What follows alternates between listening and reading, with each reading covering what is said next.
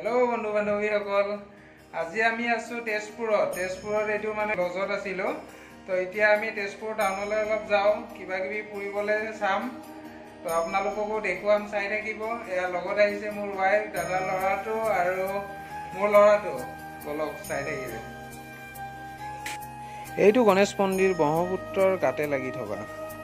আমি গৈ আছো বন্ধু বান্ধৱীসকল বহু দিনৰ পৰাই ভাবি আছিলো অগ্নিগড়লৈ আহিম বুলি অৱশেষত আজি আহিব পাৰিলো খুব ভাল লাগিলে মনটো আৰু অহা কাইলে আমি মহাভৈৰৱ মন্দিৰ চাবলৈ যাম তো আপোনালোকে ভিডিঅটো শেষলৈ চাই থাকিব ইয়াৰ কিছু ৰহস্য কথা ক'বলৈ চেষ্টা কৰিম মই যিখিনি জানো তো এসময়ত ইয়াতে বান ৰজা বুলি এজন ৰজা আছিলে তেখেত আছিলে বলিৰ পুত্ৰ মহাদেৱৰ প্ৰিয় ভক্ত আছিল তেওঁ সেইবাবে বহুত শক্তিশালী ৰজা আছিলে তেওঁৰ এজনী জীয়ৰী আছিলে জীয়ৰীজনীৰ নাম আছিলে উষা তেওঁ প্ৰেম কৰিছিলে অনিৰুদ্ধৰ লগত অনিৰুদ্ধ আছিলে ভগৱান শ্ৰীকৃষ্ণৰ নাতিনীয়ে এদিন বানৰজাৰ জীয়েক উষাই সপোনত দেখিছিল তেওঁ মনৰ ৰাজকুমাৰজনক অনিৰুদ্ধক সেই কথা তেওঁ সখীয়েক চিত্ৰলেখাক কথাখিনি সকলো বুজাই কৈছিলে আৰু চিত্ৰলেখাই তেওঁ ৰাজকুমাৰজনৰ চিত্ৰ অংকন কৰি উষাক দেখুৱাইছিলে আৰু এনেকৈয়ে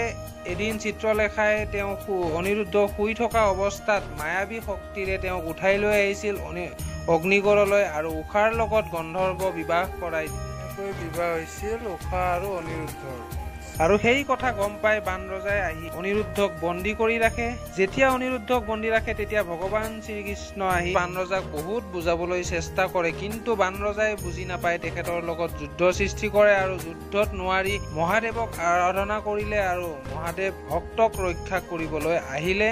আৰু ভগৱান শ্ৰীকৃষ্ণৰ লগত যুদ্ধ হ'ল তেতিয়াৰ পৰাই হৰিহৰ যুদ্ধৰ নামেৰে জনা যায় শেষত উষা আৰু অনিৰুদ্ধৰ বিবাহ হ'ল আৰু বাপেকে বুজি পালে বানৰজা ইয়াৰে অগ্নিগড়ৰ ঐতিহাসিক কথা আপোনালোকক যিমানখিনি জানো ইমানখিনি ক'লো তো এনেকৈ আমি মহাভৈৰৱ মন্দিৰলৈ আহিলোঁ ইয়াৰ কথাও সকলোৱে জানে ইয়াতে বানৰজাই নিজে শিৱলিংগ বনাই মহাদেৱক আৰাধনা কৰিছিলে ধ্যান কৰিছিলে আৰু এইটোৱে হৈছে সেই মন্দিৰটো যাক মহাভৈৰৱ নামেৰে জনা যায়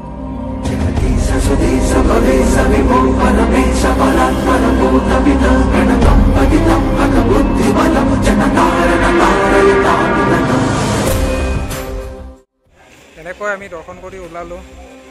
এইটো বানৰজাই আপোনালোকে গম পায় বানৰজাই নিজে বনোৱা শিৱলিংগ হয় তেখেতৰ জীয়ৰী উষা এই মন্দিৰলৈ সদায় আহিছিলে পূজা অৰ্চনা কৰিবলৈ ওচৰতে এটা মন্দিৰ আছে এইটো আপোনালোকক দেখুৱাই দিছোঁ এই মন্দিৰটোত উষাই পূজা অৰ্চনা কৰিছিলে সদায় আৰু ইয়াতে কৰিছিলে বানৰজাই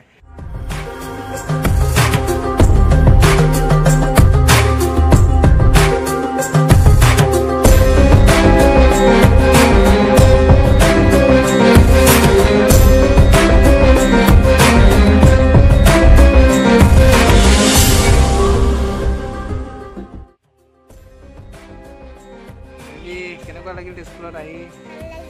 কিমান আৰু আজিলৈ ইমানে আমি যাব ওলালোঁ মহাভৈৰৱ মন্দিৰৰ পৰা তো ভাল লাগিলে যদি লাইক এণ্ড ছাবস্ক্ৰাইব কৰিব